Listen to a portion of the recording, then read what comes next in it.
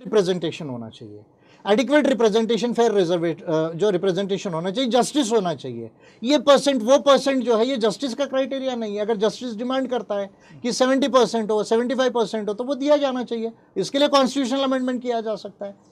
तो कॉन्स्टिट्यूशन के हिसाब से तो अगर वो सोशली और एजुकेशनली बैकवर्ड है, अगर गायकवाड़ कमीशन की रिपोर्ट प्रूव करती है, तो रिजर्वेशन तो मराठास को मिलना चाहिए, इसमें कोई डाउट नहीं होना चाहिए। तो मैं बिल ड्राफ्ट करके तैयार है मेरे पास में, आप उसको पार्लियामेंट में मूव करो और लाने का प्रयास करो।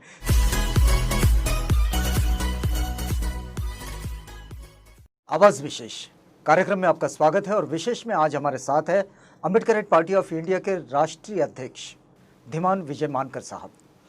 विजय मानकर साहब की जो विशेषता है कि जो समसामयिक मुद्दे और जो कॉन्स्टिट्यूशनल मैटर है, ह्यूमन राइट्स के मुद्दे हैं, इन सारे मुद्दों की जो समझ है वो समझ जनता तक पहुंचाने का काम विजय मानकर साहब करते हैं। आज विजय मानकर साहब से बात करेंगे एक बड़े ही महत्वपूर्ण मुद्दे पर, जो मुद्दा आरक्षण से जुड़ा है। मानकर साहब, कार्यक्रम में आपका स्वागत है। मानकर साहब, एक बात हम इन दिनों देखते हैं कि जिस तरह से चाहे फिर हमारी न्यायपालिकाएं हो या फिर हमारे पॉलिटिशियंस हो, एक मुद्दे पर बड़ा काम करते हैं और वो होता है आरक्षण का मुद्दा। अब ये आरक्षण का मुद्दा पिछले दिनों भी इतने ज़ोर शोर से चला कि उसके लिए मोर्चे निकले, बड़े बड़े मोर्चे निकले, मुख्य मोर्चे निकले, क्रांति मोर्चे निकले, और ये मोर्चे के बाद मराठा आरक्षण की बात महाराष्ट्र से उठी और वो बात सदन के पटल पर आई, वहाँ से ये आरक्षण मंजूर भी हुआ।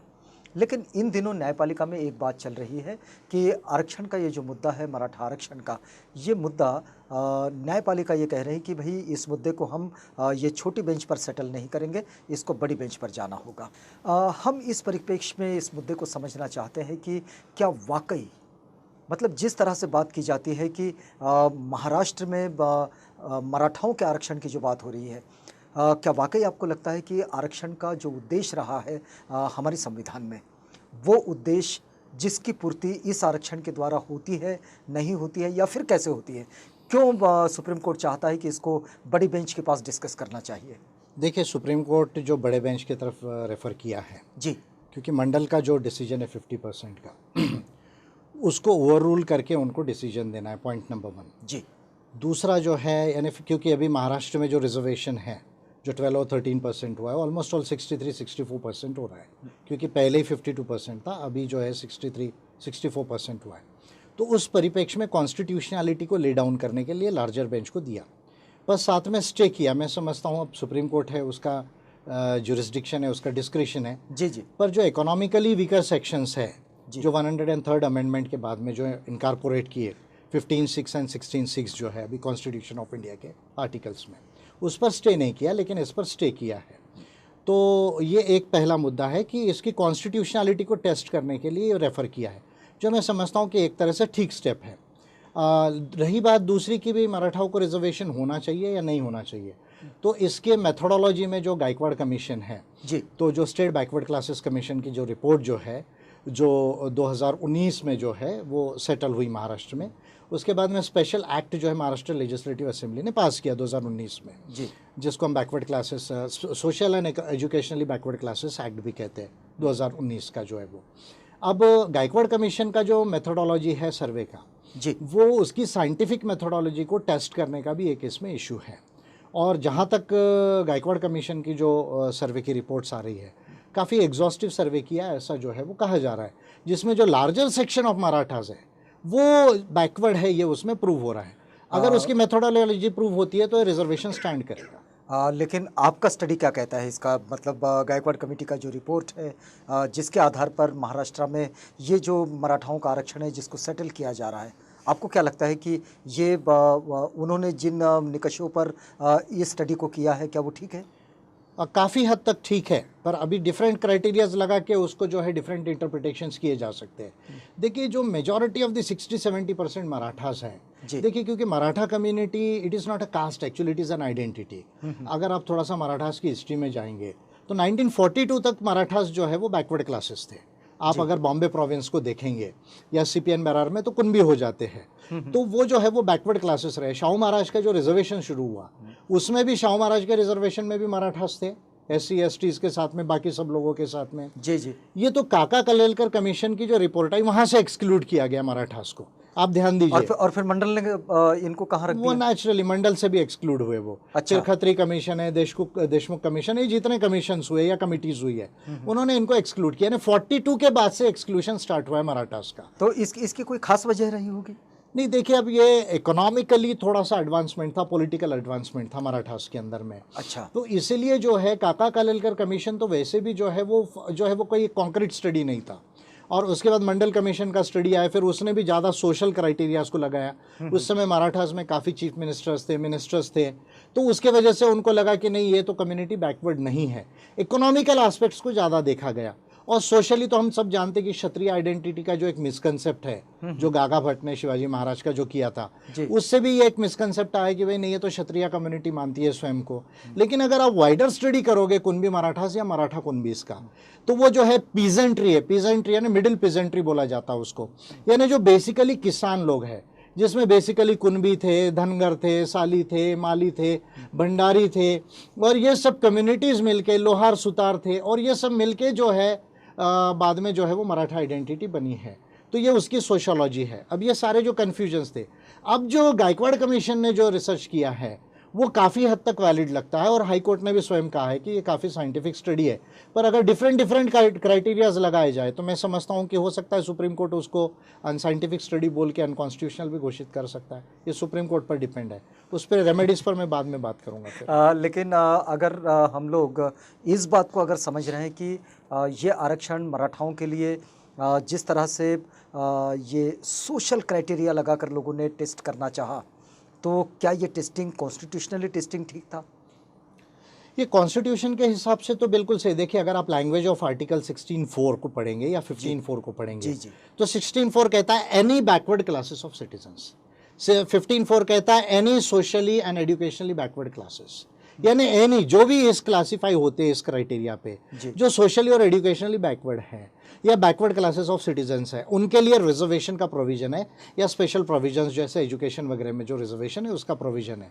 तो कॉन्स्टिट्यूशन के हिसाब से तो अगर वो सोशली और एजुकेशनली बैकवर्ड है, अगर गायकवाड़ कमीशन की रिपोर्ट प्रूव करती है, तो रिजर्वेशन तो मराठास को मिलना चाहिए, इसमें कोई डाउट नहीं होना चाहिए। तो फिर अगर ये बड़ी बेंच अगर इसको डिस्कशन करना चाह रहा है और बड़ी बेंच अगर इस मैटर को सेटल नहीं कर पाया, तो आप कैसा देखते हैं कि इसका पॉलिटिकल सिनेरियो या फिर इसका सोशल सिनेरियो, एक पॉलिटिकल लीडर के रूप में आप इस सिनेरियो को कैसा देखते हैं? देखिए, हम भी पूरे महाराष्ट्र में हमको भी मालूम है, क्योंकि पार्टी पूरे देश में है, महाराष्ट्र में भी है।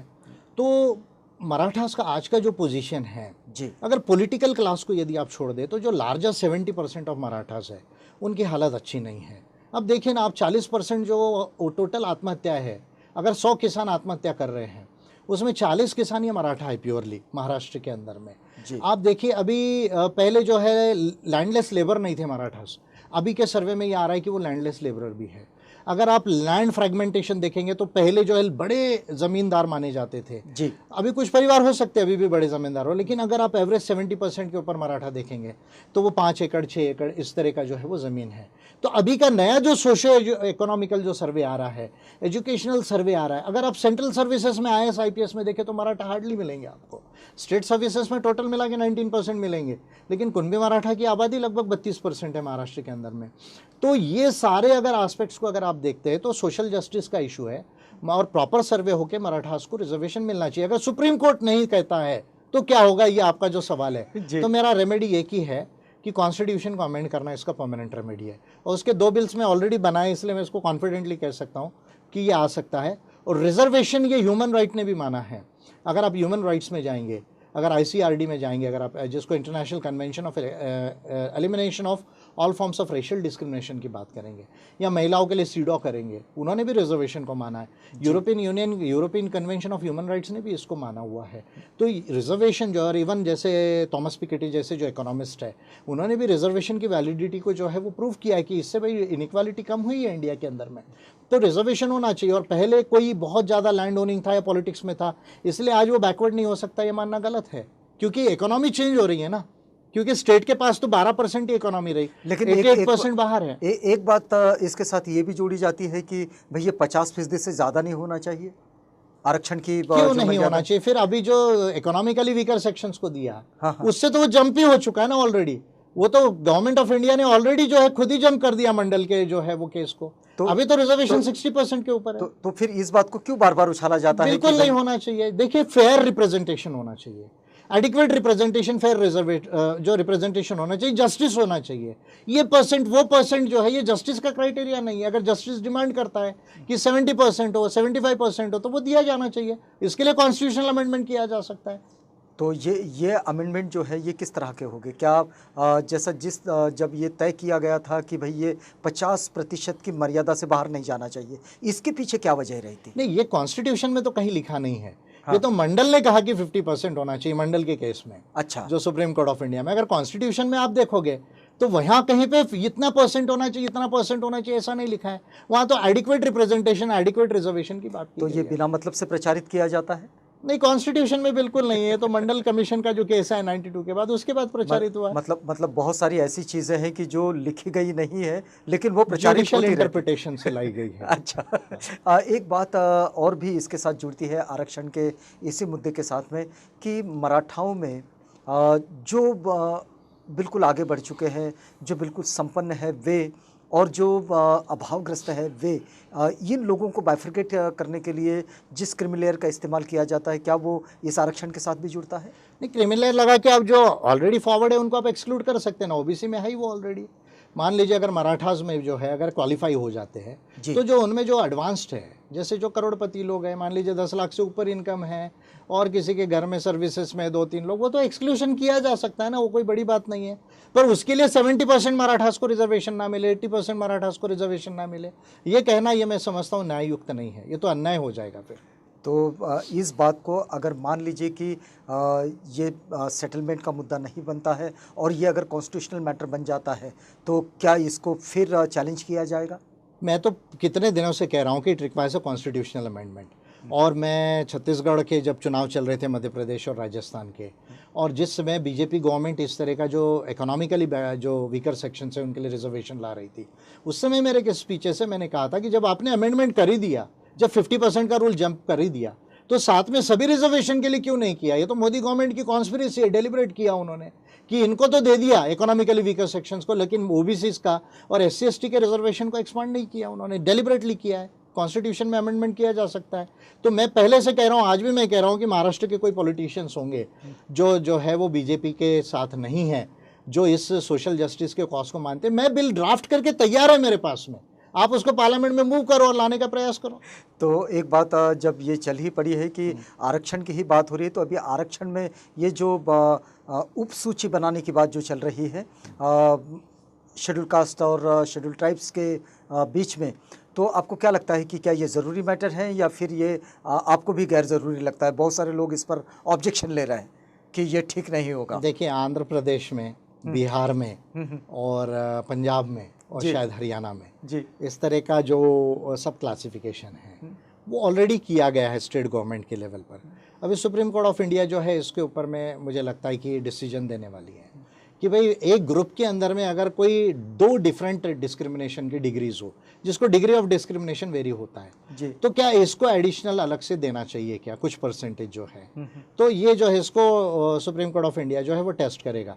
मैं समझता हूँ डिग्री ऑफ डिस्क्रिमिनेशन अगर बहुत ज़्यादा वेरी होती है, मान लीजिए विद इन शेड्यूल्ड कास्ट है, विद इन शेड्यूल ट्राइब है, या विद इन, आप अगर मंडल कमीशन की रिपोर्ट को देखेंगे तो जिसमें जिसको ऑब्जेक्शन क्लॉज कहा जाता है, उसमें भी ये बात कही गई थी कि भाई ये इतनी कम्युनिटीज़ को अलग से 17% दीजिए, यानी ओबीसी को 27% में 15 और 12 इस तरह का भी क्लासिफिकेशन होना चाहिए। ये उस समय में भी ये व्यूज़ आए हुए थे। तो डिग्री ऑफ डिस्क्रिमिनेशन क्या है ये प्रूव होना चाहिए, इसका सर्वे होना चाहिए, और सर्वे होकर अगर डिमांड करता है तो विद इन वो परसेंटेज जो है अलग से देने में कोई बुराई नहीं। लेकिन इसके साथ डिस्क्रिमिनेशन केवल स्टेट में सर्विसेज देने से, रिजर्वेशन देने से पूरा होगा, ये मान लेना गलत है। इसमें प्राइवेट सेक्टर में अफर्मेटिव एक्शन के लिए लॉ बनना चाहिए, पॉइंट नंबर 1।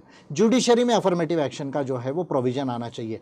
तब जब स्टेट एंड मार्केट दोनों में जाकर जब जो है वो रिजर्वेशन या अफर्मेटिव एक्शन एक्सपांड होगा, तब जाके डिस्क्रिमिनेशन समाप्त होगा। तो इस क्राइटेरिया को हम लोग मराठा आरक्षण के साथ जोड़ सकते हैं? बिल्कुल, अगर ये होता है तो मराठाओं को भी अप्लाई होगा, मराठा क्वालिफाई होंगे तो सबके लिए अप्लाई होगा। चलिए, इस बातचीत को हमें यहाँ पर रोकना होगा। अगर हम इसे समराइज़ करना चाहें तो इस पूरे मुद्दे को आप कैसे समराइज़ करते हैं? मैं पर्सनली मराठा रिजर्वेशन पे कहना चाहूँगा कि 70% ऑफ द मराठास जो है जी। वो सही में सोशली और एजुकेशनली बैकवर्ड है, और अम्बेडकराइट पार्टी ऑफ इंडिया की तरफ से ये सोशल जस्टिस का जो है वो इशू है, ये ह्यूमन राइट्स का इशू है, ये वाइडर कॉन्स्टिट्यूशनल जो है वो इंटरप्रिटेशन का इशू है, और मराठास को रिजर्वेशन मिलना चाहिए।